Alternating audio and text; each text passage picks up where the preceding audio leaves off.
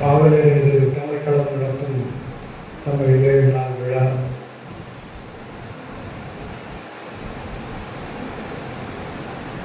இதற்கு வந்திருக்கிற அறிஞர் பெருமக்களே, பெரியவர்களே, இங்கு விருது பெற்றிருக்கிற நண்பர்களே, அனைவருக்கும் இவர்கள் வணக்கத்தை தெரிவித்துக் கொள்கிறேன். இந்த 7 நாள் விழா என்பது தம்பி தொழிலாளர் கூறியது போல் சமஸ்கிருதத்திற்கு வார விழா, இந்திக்கு வார விழா என்று நடுவண் அரசெல்லாம் செய்து கொண்டிருந்த பொழுது தமிழுக்கும் இப்படி ஒரு வார விழா, ஒரு கிழமை விழா எடுக்க வேண்டும் என்று உலக தமிழ் ஆராய்ச்சி மன்றம், உலக அளவில் இயங்கக்கூடிய மன்றம் ஒன்று இருக்கிறது. இப்பொழுது அமெரிக்காவில் இருக்கிற ஒரு தலைவர் தான் அதுக்கு முதல்வராக இருக்கிறார். அவர்கள்லாம் கோரிக்கை எழுப்பினார்கள். அதில் எந்த நாளை தேர்ந்தெடுப்பது என்று ஒரு ஆய்வு இருந்தது. அதற்கு இலக்குவனார் அதிலே ஒரு கருத்துரை தெரிவித்திருந்தார். பாவேந்தர் பிறந்த நாளும் இறந்த நாளும் ஒன்றாக வருவதால் பாவேந்தர் நினைவு நாள், பிறந்த நாள் என்றெல்லாம் கொண்டாடி வந்து கொண்டிருக்கிற ஒரு தொடர்ச்சியாக ஒரு கிழமையாக வைக்கலாம், அது பொருத்தமாக இருக்கும் அப்படின்னு ஒரு கருத்துரையை கொடுத்தார். அந்த கருத்துரையை தமிழக அரசுக்கு அனுப்பப்பட்டது. தமிழக அரசு இதை ஏற்றுக்கொண்டு அது முதல்ல கோரிக்கை கொடுத்தது. அந்த கோரிக்கையை தென்மொழியில வெளியிட்டிருந்தோம். தென்மொழியில வெளியிட்ட கோரிக்கைகள்லாம் எதுவுமே வெற்றி பெறுகிறது இல்லை. அந்த முறை தான் வெளியிட்டோம். அடுத்த மாதம் அதற்கு எப்படியோ அந்த வாய்ப்பு கிடைத்தது. தென்மொழியில் வெளியிட்டதுனால இல்லை, தன்மொழி மட்டும்தான் வெளியிட்டது. அது இலக்கவனுடைய கோரிக்கையை அவர் உலக அளவில் கொடுத்துருந்தாங்க. அந்த தென்மொழி வெளியிட்டது அது எப்படியோ அது வாய்ப்பாக அமைந்தது. ஆனால் சென்ற முறை சிறப்பாக நடத்த வேண்டும் என்று தொடங்கப்பட்டது. இறையழகனார் கூறியது போல அது சென்ற முறை நடத்தினதோடு அதோட விட்டுவிட்டாங்க. இந்த முறை உயிரோடு இல்லைங்கிறது பதில் சொன்னார். ஒருவேளை அவங்க இருந்திருந்தாலும் நடத்தியிருப்பார்களா என்றெல்லாம் தெரியாது. அது நடத்தப்பட வேண்டிய ஒன்று.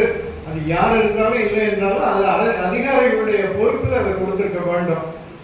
பெரும்பாலும் ஒரு அரசு அதை எதையாவது ஒன்றை தமிழுக்காக செய்தால் அதை தொடர்ந்து அடுத்த அரசு வந்தால் அதை புறக்கணிக்கிற பாங்கு ஒன்று இருக்கிறது. தமிழுக்கு எதை செய்தாலும் அது எந்த அரசாக இருந்தாலும் எந்த கட்சியாக இருந்தாலும் அது செய்ய வேண்டும் தொடர்ச்சியாக என்றெல்லாம் எண்ண வேண்டும். சென்ற ஆட்சியில் 2 தமிழ்நாடு தனியாக பிரிந்த நாள் ஒன்று, அந்த நாளை தமிழ்நாட்டு நாள் என்று, தமிழ்நாடு பெருவிழா என்று கொண்டாட வேண்டும். அதற்கு விடுமுறையெல்லாம் அளிக்கப்பட்டது. தைப்பூசத்துக்கு விடுமுறையும் இதற்கு விடுமுறையும் அளிக்கப்பட்டது. இந்த அரசு வந்த உடனே அந்த தைப்பூசத்துக்கு விடுமுறையை அதை ஒன்றும் செய்யலை. தமிழ்நாடு விழாவை தவிர்த்து விட்டாங்க, பெருவிழாவை தவிர்த்து விட்டாங்க. இது கட்சி சார்பானது அல்ல. இந்த அதிகாரிகளுடைய பொறுப்பில் கொடுத்து விட்டு நடக்க வேண்டும் என்பதுதான். இதில் நம்ம வார விழா என்கிறத நாம் கலந்து பொழிலன்னு சொன்னார். அது 7 விழா என்று 7 நாள் விழா என்று எடுக்கலாம் என்று சொன்னார். அது சென்ற ஆண்டே அதை பாவேந்தர் விழாவாகவும் 7 நாள் விழாவாகவும் அதற்கு ஒரு நாள் ஒதுக்கி பேராசிரியர் மணிகண்டன் அவர்கள் சிறப்புரை ஆற்றினார். இந்த முறை அதை எப்படி செய்யலாம் என்கிற திட்டத்தில் அதை பாவேந்தரும் பாவலரையும் இணைத்து ஆய்வு செய்த பேராசிரியர் நம்முடைய பேராசிரியர் ஐயா கடவுர் மணிமாறனார் அதற்கு சிறப்புரை ஆற்றுவார் என்கிற நிலைகளில் அவரை நம்ம இன்றைக்கு தேர்ந்தெடுத்துக் கொண்டோம். இந்த 7 நாள் விழாவை பாவேந்தர் விழாவோடவும் இணைத்து அதே நேரத்தில் உலக தமிழ் வார விழா என்று அறிவித்திருக்கிறது தமிழ்நாடு அரசு. நம்ம 7 விழா என்று அது கல்லூரிகள் பள்ளிகள்லாம் கொண்டாட வேண்டும் என்கிறது தான் நோக்கம். அது கொண்டாடுவதில்லை. நம்ம அந்த தூய தமிழ் நெறியாளர்கள், தமிழுக்கு தமிழ் என்றால் அதற்கு ஒரு நெறி இருக்கிறதா என்றால் வேற எந்த மொழிக்கும் நெறி இருக்கிறது. நெறி ஒரு மொழிக்கு இருக்கிறது தேவையில்லை. ஆனாலும் தமிழ் என்றால் நம்ம எல்லாவற்றிலையும் பொறுத்துக் கொள்கிறோம். தமிழ் மருத்துவம் அப்படின்னு சொன்னால் தமிழருக்குரிய மருத்துவம், தமிழருக்குரிய அறம், தமிழருக்குரிய பண்பாடு, இதையெல்லாம் ஒதுக்கி தான் நம்ம தமிழ் 7 நாள் விழா என்கிற பொழுது தமிழ் தொடர்பாக அதற்கு தமிழருக்கு ஒரு நெறி உண்டு. அந்த நெறி மற்ற மக்களிடமிருந்து வேறுபட்டது. தமிழ் மக்களுக்கு ஒரு நெறி உண்டு. அந்த நெறியில பல நெறிகள் இன்றைக்கு அது எவ்வளவு கலந்தாலும் அந்த நெறி கொஞ்சம் தனியாகத்தான் இருக்கிறது. இன்னும் கலப்படைகிறதுக்கு வாய்ப்பு இருக்கிறது. இந்த அரசு மறுபடியும் இங்கே பாஜக வந்தால் அதெல்லாம் இன்னும் கலப்புறும். அதற்கு ஒரு எதிர்ப்பு மக்களிடம் தோன்ற வேண்டும். அப்படி தோன்றினால்தான் எடுபடும். இல்லை என்றால் இந்த கல்வி போலவே ஹிந்தி படிக்க வேண்டிய நிலையெல்லாம் ஏற்பட்டு போயிடலாம். மிகப்பெரிய பின்னடைவு தான். அதற்கு இந்த விழாவெல்லாம் ஒரு முன்னெடுப்பாக இருக்க வேண்டும் என்றெல்லாம் நமக்கு அந்த தமிழருக்கு ஒரு நெறி உண்டு. அது தமிழ் நெறி. தமிழ் நெறி குடும்பம் என்று இலக்குறவனார் ஒரு அமைப்பை உருவாக்கினார். அதில் ஒரு திட்டங்கள்லாம் கொடுத்தார். நம்முடைய பெயர் பிறமொழியில் அமைந்திருத்தல் வேண்டும், நம்முடைய இல்ல பெயர்கள்லாம் தமிழில் இருக்கணும், தமிழ் பெயரை தாங்கி இருக்கணும், எவ்விடத்திலையும் தமிழ்லேயே கையெழுத்து போடணும், எங்க இடத்திலையும் தமிழ்லேயே பேச வேண்டும், கலப்பில்லாத பேச வேண்டும், அனைத்து கல்வித்துறைகளையும் தமிழ் வாயிலாகவே பயில வேண்டும். அதற்கான நிலைகளில் பெற்றோர்கள் கையில் தானே இருக்கிறது. தமிழில் தான் வேணும் அப்படின்னு அவர்கள் அதை தானே சொல்லுகிறாங்க. பெற்றோர்கள் விரும்புகிறார்கள், அதனால கல்வி நாங்கள் ஆங்கில கல்வி கொடுக்குறோம் அப்படின்னு சொல்லுகிறது. இந்த இயல்பாக இந்த ஆட்சியில தான் அதிகமான ஆங்கில புகுதலே இந்த ஆட்சியில தான், அதாவது திமுக ஆட்சியில தான். இது யாரும் மறக்க முடியாது. அவர்கள்லாம் அஞ்சு கொண்டாவது இருப்பாங்க. இவர்கள் எதற்கு அஞ்சுகிறது இல்லை. இன்னும் கேட்டா இந்த முறை ஐயா அரங்கநாடனுடைய அந்த அறிக்கையை நம்ம வெளியிட்டிருக்கிறோம். அதுல இன்னொரு கேடான என்னன்னா, வேற தனியார் பள்ளிகள்ல போய் நீங்க ஆங்கில பள்ளியில சேர்க்கலாம்னா அதுக்கு உதவித்தொகை அரசு கொடுக்கிறது. வேற எந்த தமிழ் படிக்கிறதுக்கு அரசு கொடுக்குது அப்படின்னு சொன்னா கூட பாராட்டலாம். ஆங்கிலம் படிக்கிறதுக்கு அரசுக்கு உதவி கொடுக்கணுங்கிறது போல அமைப்பு இருக்கிறது. இதெல்லாம் அந்த தமிழ் நெறி குடும்பத்தில் போட்டிருக்காங்க. கடவுள் நம்பிக்கை வழிபாடு செய்யும் விருப்பம் உள்ளவர்கள் தமிழிலேயே வழிபாடு செய்யணும், திருமணம் முதலிய சடங்குகளை தமிழிலேயே நடத்தணும், பிற கலப்பை தவிர்த்து தமிழிலேயே பேசுவதை எழுதுவதை நடைமுறைப்படுத்த வேண்டும், பெருமைமிகு திருக்குறளை வாழ்வியல் நூலாக கொண்டு கடைபிடிக்க வேண்டும், திருக்குறள் ஆண்டினை நடைமுறைப்படுத்த வேண்டும் என்கிறதெல்லாம் தமிழ் நெறி குடும்பம்னு போட்டு பல குடும்பங்களும் அதுதான் இயங்கிக் கொண்டிருக்கிற ஒரு நிலையாக, குடும்பமாக இயங்குகிற நிலைகளை உருவாக்குற ஒரு இயக்கமாக அவர் உருவாக்கினார். தன்னுடைய நூல்கள் எல்லாவற்றிலையும் அதை பண்ண செய்தார். தமிழ் தென்மொழி குடும்பங்கள்லாம் அதை ஓரளவு பின்பற்றினது. அதில் ஏதாவது ஒரு நிலைகள், தவிர்க்க முடியாத நிலைகள் கூட வரலாம், அப்படியெல்லாம் இருந்தது. நாம் அங்கே இப்போ தம்பி பொழுதன் குறிப்பிட்ட ஒரு செய்தியை நான் இங்கே குறிப்பிட்டேன். தூய தமிழ் இயக்கம் என்கிற ஒரு நிலைகளில் தனித்தமிழ் இயக்க 100ஆண்டு விழா நம்ம உலக தமிழ் கழகம், தமிழ் இயக்கம், நம்ம தென்மொழி அவையம் மூன்றும் சேர்ந்து தூய இது தனித்தமிழ் இயக்கம் 100ஆண்டு விழா 2016 நடத்தினோம். அதற்கு பிறகு இப்பொழுது அண்மையில் மதுரையில் தூய தமிழ் இயக்கம் 110வது ஆண்டு என்று நடத்தினோம். இது மறுபடியும் நம்ம புதுப்பித்துக் கொள்ளுகிறதுக்காக, நம்மெல்லாம் அடையாளப்படுத்திக் கொள்ளுகிறதுக்காக. ஏன்னா பலரும் இங்கே இல்லாத போய்விட்டார்கள், பெரியவர்கள்லாம் மறைந்து போய்விட்டார்கள். இருக்கிற தமிழறிஞர்கள் எல்லாம் கூட்டை நம்ம ஒன்று சேர்க்க வேண்டும் என்கிற ஒரு நிலையில் தான் அது நடத்தினது. நாம் அங்கே இருக்கிறதுனால, அகரமுதலி திட்டத்தில் இருக்கிறதுனால, அகரமுதலி பணி தான் நமக்கு முதன்மையான பணி. அதில் விருதுகள் கொடுக்கறதெல்லாம் இல்லை. தமிழ் வளர்ச்சித்துறை தான் அதெல்லாம் செய்து கொண்டிருந்தது. பாவேந்தர் மேலே திருவள்ளுவர் விருது, பாவேந்தர் விருது, பாரதியார் விருது, அப்படியெல்லாம் எல்லாம் ஒரு 40 விருதுகளை தேர்ந்தெடுத்து அதை கொடுத்து கொண்டிருந்தது. அதை இங்கேயும் நம்ம அப்படி கொடுக்கலாமே. இது என்ன பாவாணர் தொடர்பான துறையாக இருக்கிறது, தூய தமிழ் தொடர்பான ஒரு பரிசாக கொடுக்க வேண்டும். தூய தமிழ் பற்றாளர் விருது, தூய தமிழ் பாவலர் விருது, தூய தமிழ் ஊடக விருது, எழுத்து ஊடகம், காட்சி ஊடகம் என்றெல்லாம் நம்ம வைத்துக்கொண்டு இப்போ நம்ம சொல்லுகிற ஒரு அரசு நிலைகளில் இருக்கிற, அதிகாரத்தில் இருக்கிற ஒரு வகையில் அந்த செயல்பாடுகளில் முழு அளவில் எவ்வளவு செய்ய முடியுங்கிறதெல்லாம் இருக்குது. முதல்ல அதை ஒரு ஒரு அதிகாரத்தை ஏற்ப செய்வது, அரசு ஏற்ப செய்வு என்கிற வகையில் கொடுக்கறதுக்கு நம்ம போராடணும். அது ஓரளவு நம்முடைய இயக்குனர் ஒருத்தர் அமைந்ததுனால அது வாய்ப்பாக அமைந்தது. அதற்கு முன்பே மாணவர்களுடைய இயக்கமாக நம்ம தம்பி இளஞ்சேந்தன் இங்கு வந்திருக்கிறாரு.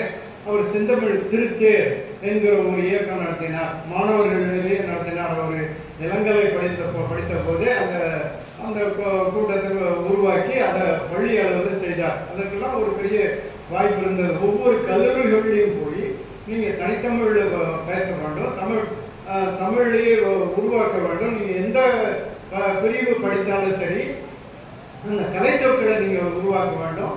நீங்கள் ஆங்கில கல்வியில் படித்தாலும் சரி, நல்லதாக போச்சு. ஆங்கில சொற்களுக்கு ஆங்கில கலைச்சொற்கள், இந்த டெக்னிக்கல் தமிழ் சொற்களில் உருவாக்க வேண்டும் என்கிறதெல்லாம் ஒவ்வொரு கல்லூரிகளிலேயே ஏறக்குறைய இது வரைக்கும் ஒரு 500 கல்லூரிகளில் போய் நம்ம ஒரு கூட்டம் கூட்டியிருந்தோம்.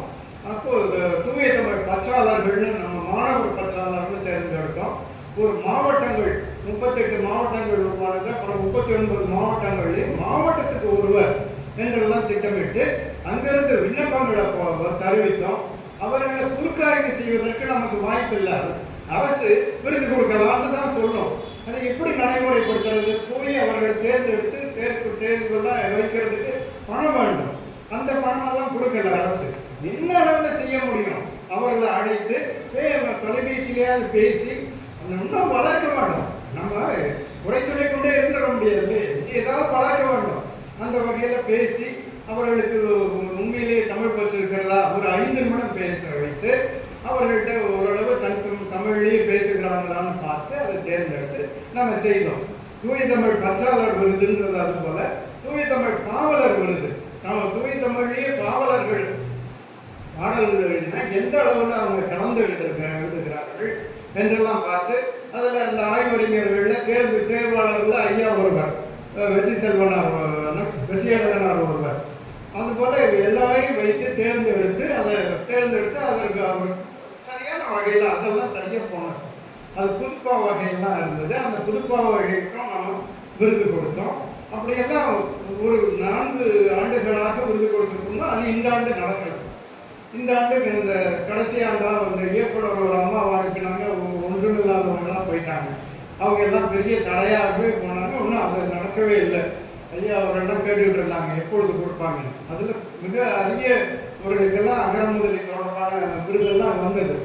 அது பாவாணர் விருது, வீரமாமுனிவர் விருது, வக்கராதி எழுதினவர்களுக்கு வீரமாமுனிவர் விருது, பாவாணர் விருதுங்கிற உயரிய விருதெல்லாம் கொடுக்குற வாய்ப்பெல்லாம் இருந்தது. அதற்கெல்லாம் ஒரு பெரிய தடையாக இருந்தது. நம்ம எந்த அளவுக்கு செய்ய முடியுமோ அந்த அளவுக்கு அங்கிருந்து அரசுடைய ஏற்ப வைத்து செய்து கொண்டிருந்தோம். அந்த வகையில் இந்த தமிழில் எந்த வகையில் ஒரு நெறி இருக்கிறது என்றால் அதற்கு இலக்கியங்கள் தான் நமக்கு சான்றாக கிடைக்கிறது. அந்த நெறியை வைத்துக்கொண்டு இந்த நெறியில் இப்பொழுது நம்ம தமிழை எப்படி பயன்படுத்துகிறோம்? அவர்கள் உண்மையிலேயே தமிழ் நெறியோடு இருந்தால் மிகவும் எல்லாவற்றிலும் நெறியோடு இருப்பார்கள். நம்ம தமிழ் பெயரை தாங்கினால் அவர்கள் பெரும்பாலும் அந்த குற்றங்கள் செய்யாது, பெரும்பாலும் அந்த தவறுகள் இழைக்காது, திருக்குறளுக்கு மதிப்பு கொடுத்து அந்த அறநூல்களை மதிப்பார்கள் என்ற அளவில் நம்முடைய தமிழ்நாட்டில் பல குடும்பங்கள் இயங்கி கொண்டிருக்கின்றன. இன்னும் தமிழ் பெயர்களை வைத்துக் கொண்டிருக்கிறவர்கள் அந்த வகையில் நெறியோடு வாழ்கிறவர்களாக தான் இருக்கிறார்கள். இப்போ அடையாளத்திற்காக ஒரு ஐவர் மிக தேர்வான ஐவர்கள் தான். அதில் நமக்கு சொல்லப்போனால் சாத்தனூர் ஆறுமுகம் ஐயா இருக்கிற பொழுதே அவர்கள் சிறு வகையில் மாணவராக இருக்கிற பொழுதே காசட்டை போட்டுக் கொண்டிருந்த இந்த காலத்திலேயே பாவாணரோட தொடர்பு வைத்துக் கொண்டு பாவாணர்கிட்ட எல்லா உதவியும் செய்து கொண்டிருந்தார். பெரிய ஒரு தமிழ் பற்றெல்லாம் இருக்கும். பெரிய ஒரு தமிழறிஞர் என்ற அளவில் போய் அவருடைய படித்து அது ஒரு பெரிய அவங்க துணைவியாளமாக வந்திருக்கிறாங்க. படித்து அவரோடவே இருந்து அவரை போய் விரட்டுவார். இவனா போறான்னு மிரட்டுவார். சின்ன பையனா இருந்தார். அந்த காலத்துல இருந்து பெரிய ஒரு புலவராக இருந்து அவர் ஒரு பள்ளி வைத்து தூய தமிழுக்காக தமிழ் பள்ளி வைத்து அந்த பள்ளியும் எவ்வளவு சொல்லப்பட்டு அதை எவ்வளவு நிலைநிறுத்த பார்த்து அது தோல்வி அடைந்து அவருடைய வாழ்க்கையும் தோல்வியாகவே முடிந்தது. ஆனால் பெரிய அவரால் தூண்டப்பட்ட அளவில் பெரிய நிறைய அன்பர்கள் வந்தார்கள்.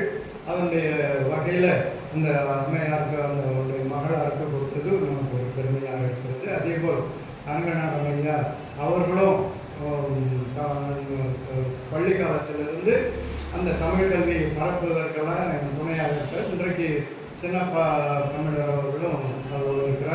அந்த வகையில் ஆசிரியராக இருந்து கொண்டு பல தொழில்பட்டு கொண்டிருக்கிறாங்க செங்கோடி.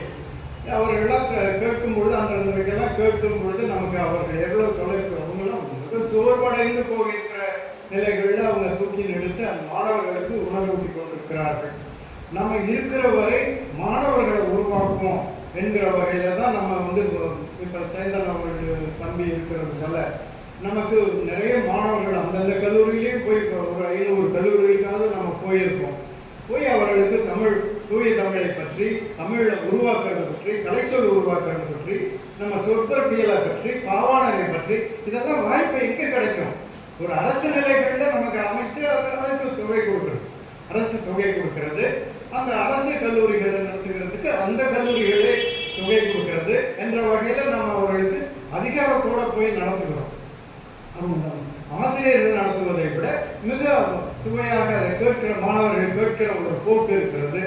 எனவே அந்த வகையில் இந்த இந்த நம்ம தமிழ்கடத்தில் நடத்துகிற ஒரு செய்தி மிகவும் தேவையானது. இதை இன்னும் எப்படி சிறப்பாக செய்யலாம் என்கிற வகையில் எண்ணி பார்த்து தொழிலன் அதை இந்த வகையில் சிறப்பாக செய்து முடித்தார் என்கிற வகையில் அவருக்கு நம்ம பாராட்டுகளும், இந்த விருதாளர்களுக்கெல்லாம் நம்முடைய பாராட்டுகளையும் வணக்கத்தையும் தெரிவித்துக் கொள்கிறேன்.